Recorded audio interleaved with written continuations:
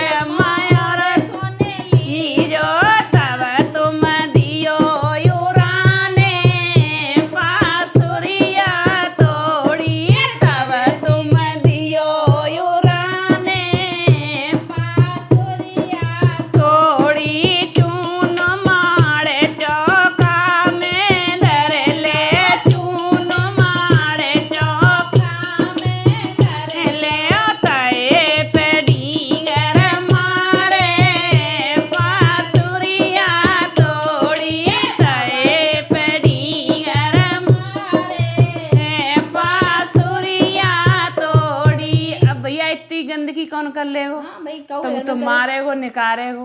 और सुनो, सोच समझ के बहु में बिटिया रहे दीदी हाँ। किसी को हर किसी को अब पसंद नहीं होता लड़की शिकायत तो करती है पर अपनी नहीं बताती हम क्या कर रहे हैं। क्या गलती करके आए हैं। जाई के ऊपर अम्मा और सुने लीजो, जाई के ऊपर अम्मा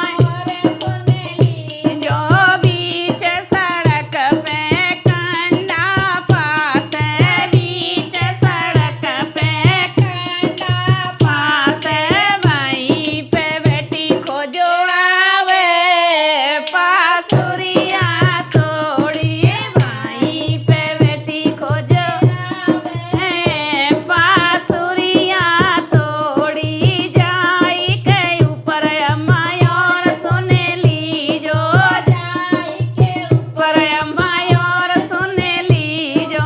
माँ ज्यादा पछ लेती है बेटी की है। हाँ तब सुनो फिर, तो माँ